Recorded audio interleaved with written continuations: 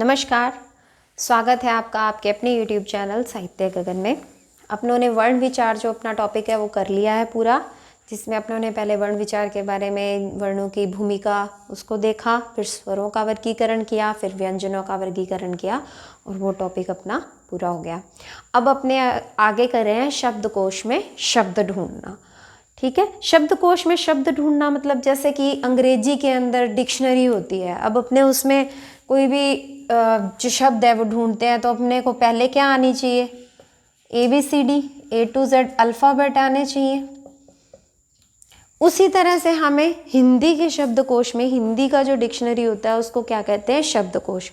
उसमें हमने कोई शब्द ढूंढना है तो उसके लिए हमें क्या आने चाहिए, सारे के सारे वर्ण आने चाहिए। ठीक है, जो भी अपने वर्ण है, इसीलिए तो पहले अपनों ने वर्णों पर विचार किया, वर्णों के बारे में जाना। तो इस तरह से हमारे जो अंग्रेजी में तो ये 26 हैं इनके अल्फ़ाबेट्स, इनके वर्ण, और हिंदी में अपने मानक हिंदी में अपने 52 हैं। वैसे कितने हैं, 44।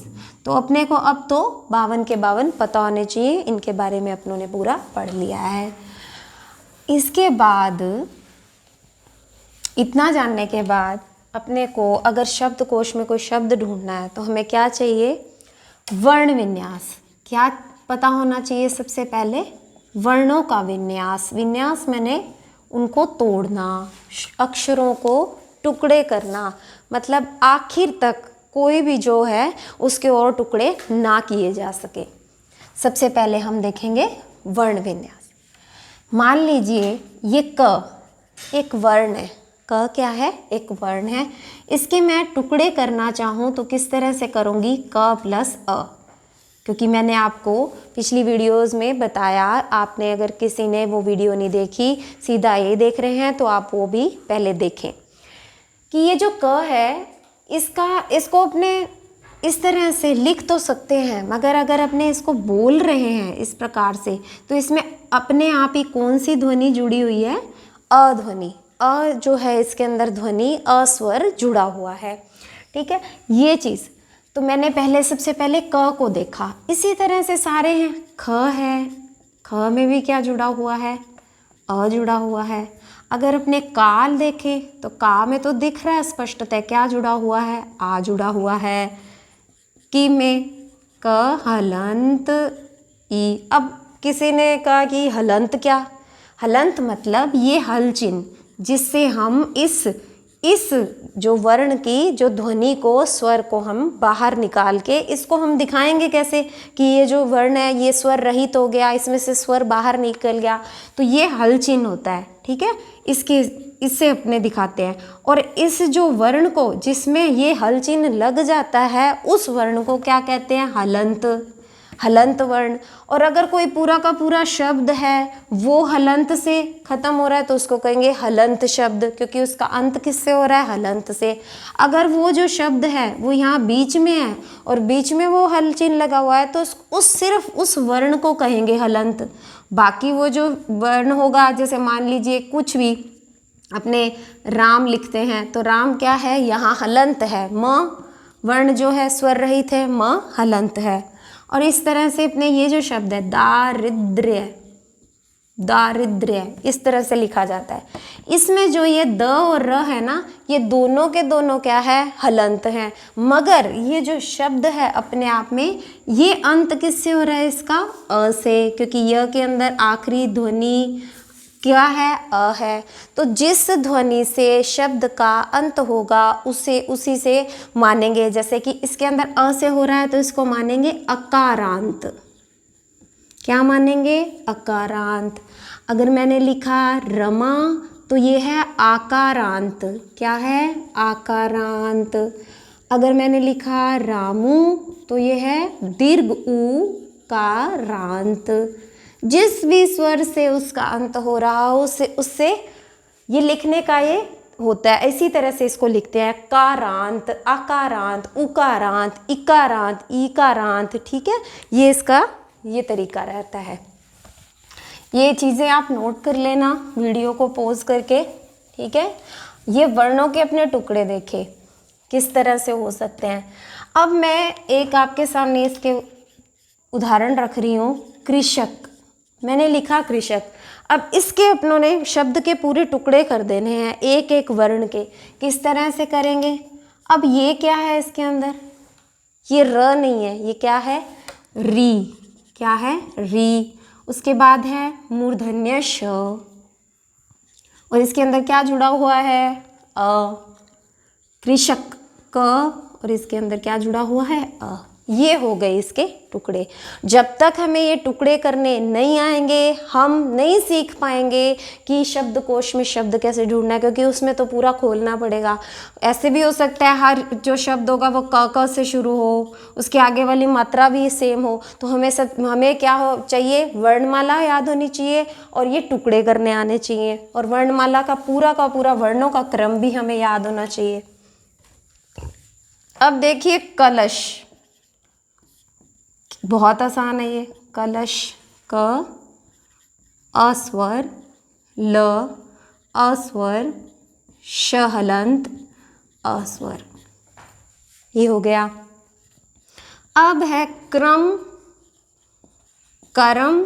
ये देखो इसके अंदर दोनों क्या हैं? ये र के रूप। क्या है? र के रूप क्रम और करम में।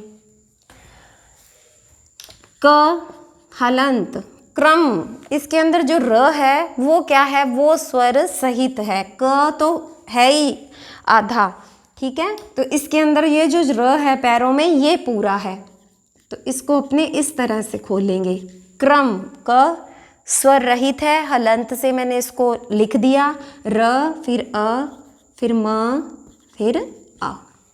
ये म जो ये तो स्वर र जो है, मैंने आपको ये क्या कहा? स्वर रहित नहीं, ये र स्वर सहित है। और ये जो रैफ में र, इस र के रूप को बोलते हैं रैफ र। ये जो पैर में है ये स्वर सहित है। हमने इसको यहाँ क्या लिखा है? स्वर सहित। गलती से मैंने शायद स्वर रहित बोला है। ये स्वर सहित है जो पैर में है। इसमें क जो है वो स्वर रहित है। यहाँ पर जो क है वो स्वर सहित है, और जो र है वो स्वर रहित है जो यहाँ है। ये हो जाएगा क्रम।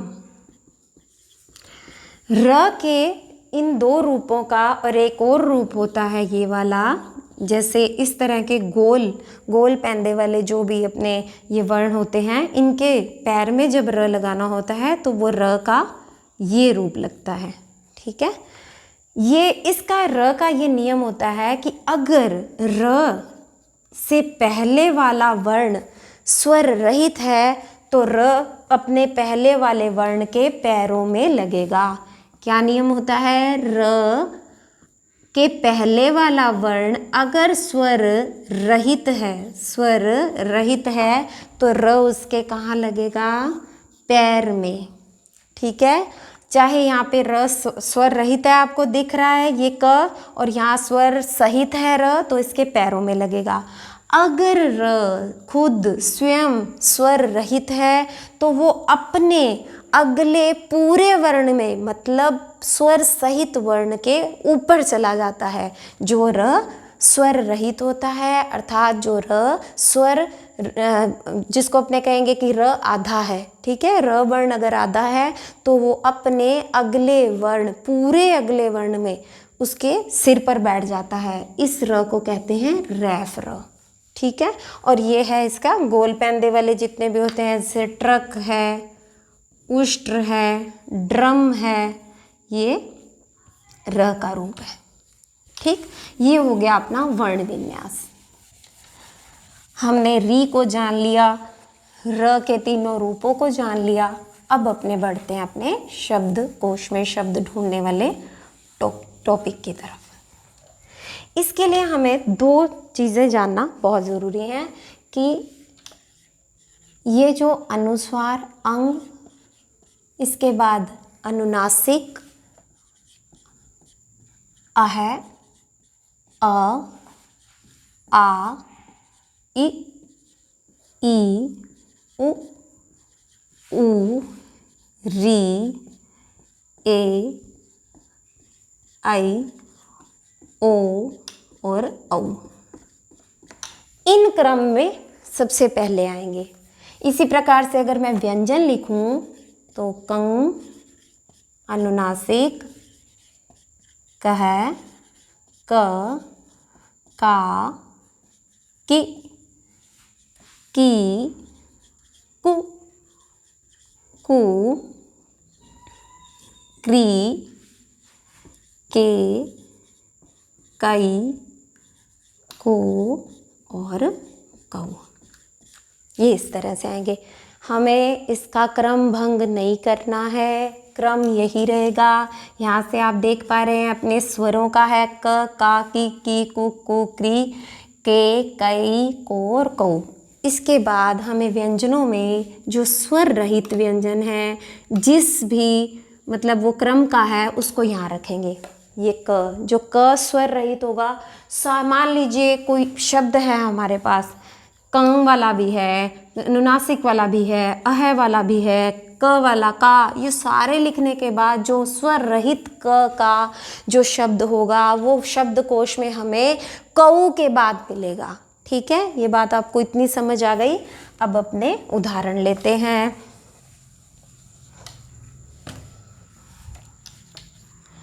कंगन, कलम, कांच, कृषक और क्षत्रिय। ठीक है, अपनों ने ये लिया कंगन, कलम, कांच, कृषक और क्षत्रिय। अब अपने कैसे ढूंढे?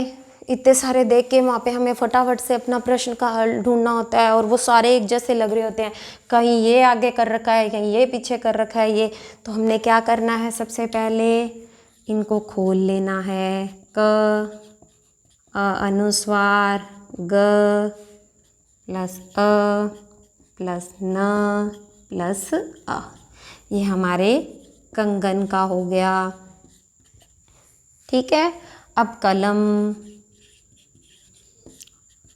क प्लस अ प्लस ल प्लस म प्लस अ, यहाँ पे अ आएगा, कलम, अ, म हलंत और अ।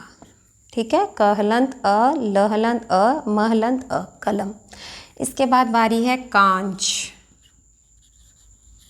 ठीक है, क प्लस आ प्लस च प्लस अ। अब हम लिखेंगे कृषक, क प्लस री प्लस श अ प्लस क प्लस अ, कृषक। इसके बाद बारी है हमारे क्षत्रिय, क प्लस श मूर्धन्य अ प्लस त प्लस र, फिर ऋस्व ई प्लस य और अ। ठीक है, यहाँ तक आप उतारे।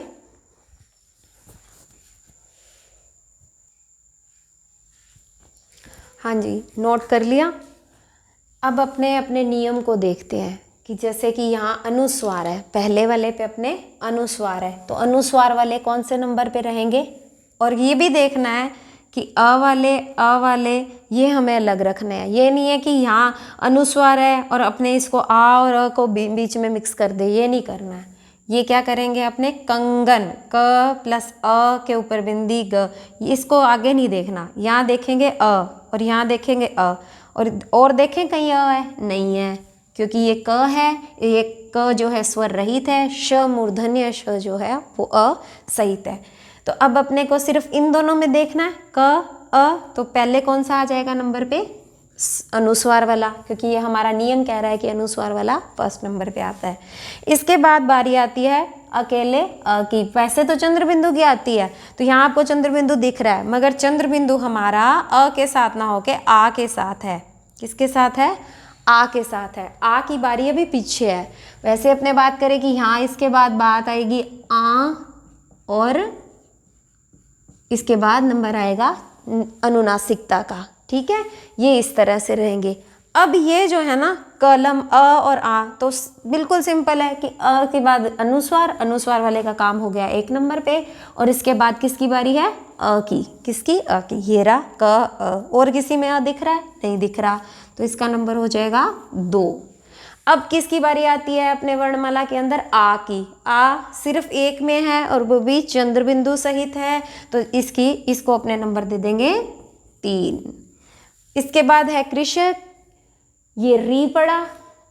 क्या और किसी में री है? नहीं है। ये क तो है ही स्वर रहित, तो ये बिल्कुल ही पीछे जाएगा। कहाँ जाएगा? बिल्कुल पीछे। तो क के साथ री, ये अपनी री है और ये यहाँ पड़ी है और क स्वर रहित पीछे है, तो इसका नंबर हो जाएगा 4। और ये हो जाएगा क अपने आप ही क स्वर रहित है 5। ये जिस तरह से लिखे थे उसी क्रम में थे, इसके अपने को कोई नहीं देखना। ऐसा पेपर में भी हो सकता है कि प्रश्न आए वो उसी क्रम में लगे हों, तो आपने फिर भी चेक करके ही देखना है। ठीक है, अब अपने एक और प्रश्न ले लेते हैं। एक चीज और यहाँ पे देख लो, वो ये कि ये हमने देखा कि अस्वर के साथ, ठीक है, ये क की बात हुई अस्वर के साथ।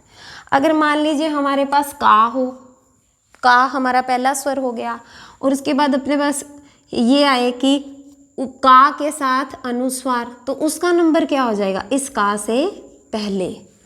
और का के साथ हो जाए अनुनासिकता, तो हो जाएगा बाद में। और उसके बाद का विसर्ग, ऐसे तो ये मिलेगा ही नहीं, बात कर रहे हैं सिर्फ, तो ये वाली बात, ठीक है।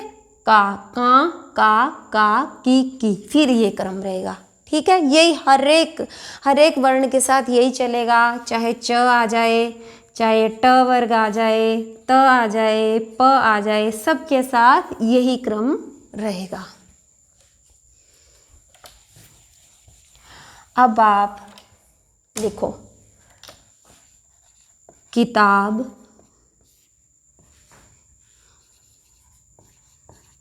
खरगोश, मित्र, चंचल। ये अपना प्रश्न है, किताब, खरगोश, मित्र और चंचल। 1 2 3 4, 4 को अपनों ने क्रम में लगाना है। तो हम क्या करेंगे? सबसे पहले वही अपना वर्ण विन्यास, किताब क ऋस्व ई त प्लस आ प्लस ब स्वर रहित हलंत ब हलंत और अ। खरगोश ख प्लस अ प्लस र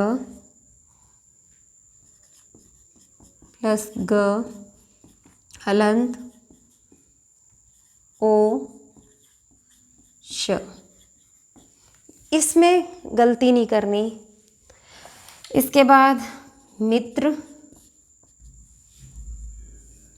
म हलंत ऋस्व ई त प्लस र प्लस अ।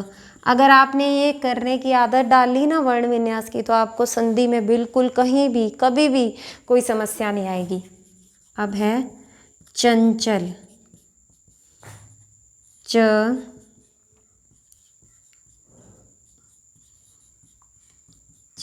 हलंत अ ल और अ। अब बताइए वर्णमाला के अंदर सबसे पहले क्या आता है? क। यहाँ पे और कहीं क दिख रहा है? नहीं, तो ये अपना हो जाएगा नंबर 1 पे। ख, और किसी में ख है? हमें कुछ और देखना ही नहीं पड़ा, इसकी बात हो गई खत्म। ख कहीं और दिख रहा है आपको? नहीं, तो ये हो जाएगा नंबर 2 पे। अब मित्र और चंचल में है, वर्णमाला के अंदर मित्र कहाँ आता है? म कहाँ आता है? पहले या च पहले आता है? म आता है प वर्ग के अंदर और च आता है क के बाद ही दूसरा अपना वर्ग कौन सा आता है? च वर्ग। तो ये अपने आप ही कहानी इसकी यहाँ खत्म होती है 3 नंबर और ये मित्र आ जाएगा 4थे नंबर पे। ठीक है, अब अपनों ने एक थोड़ा सा बहुत टफ उदाहरण भी देख लिया, कठिन भी और एक आसान भी। ये आप नोट कर लो।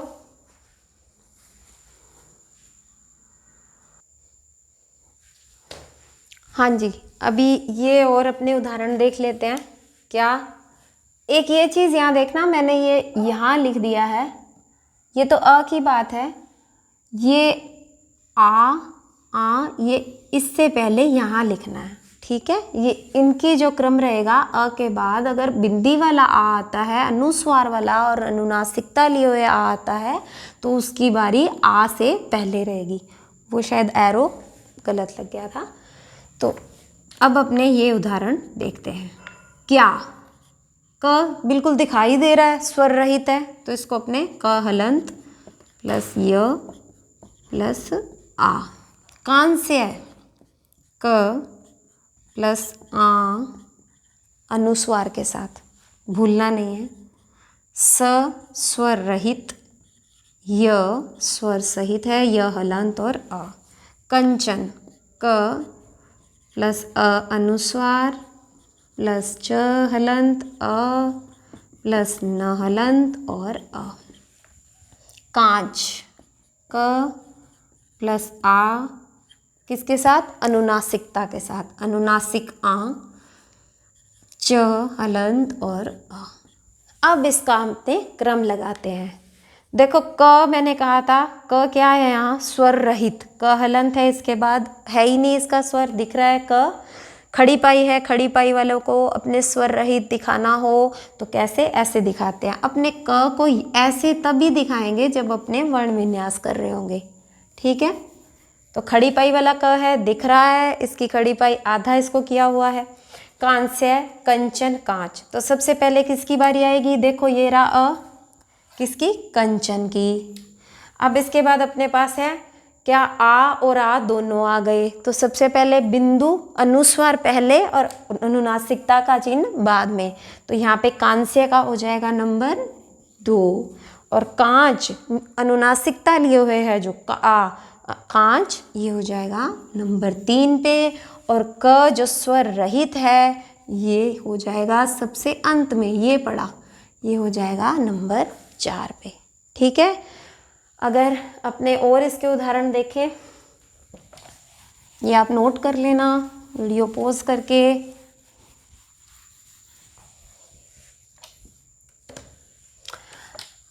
क्षत्रिय,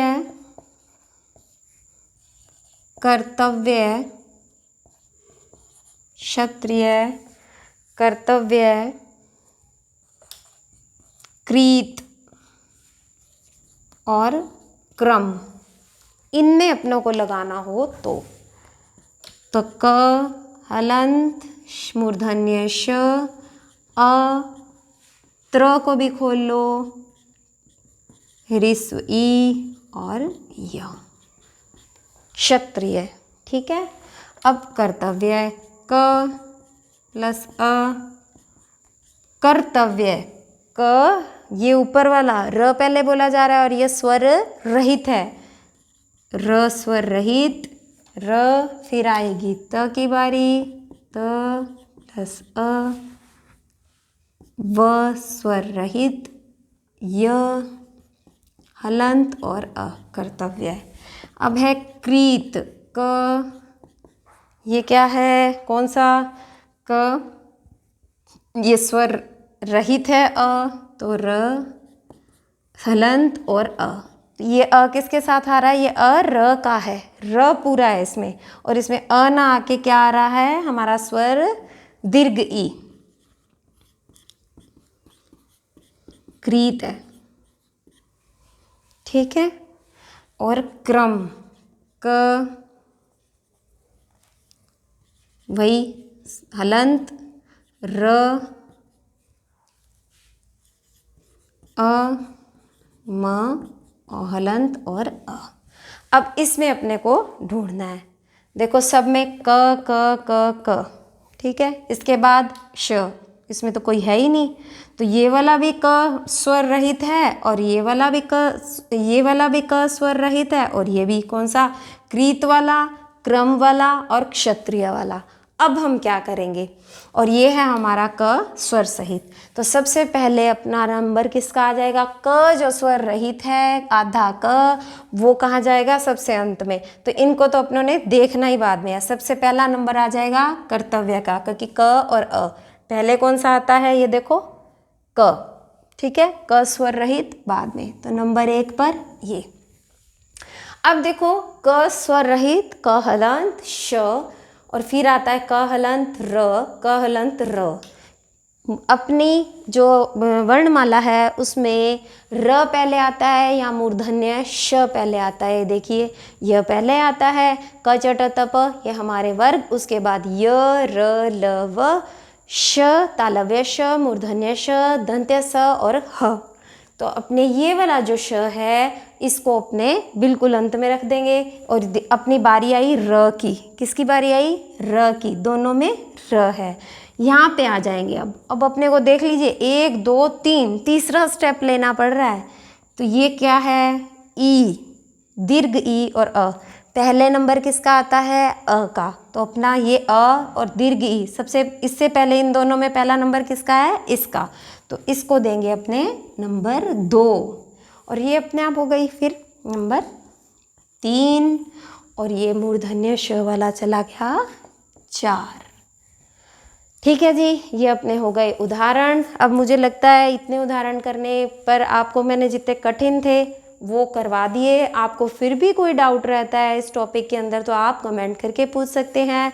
वीडियो को लाइक भी करें, शेयर करें और चैनल को सब्सक्राइब भी कर लें जिन्होंने नहीं किया। और अपने घर पर रहिए, सुरक्षित रहिए, ठीक है, सरकार के दिए हुए नियमों का पालन करिए। धन्यवाद, मिलते हैं नेक्स्ट वीडियो में।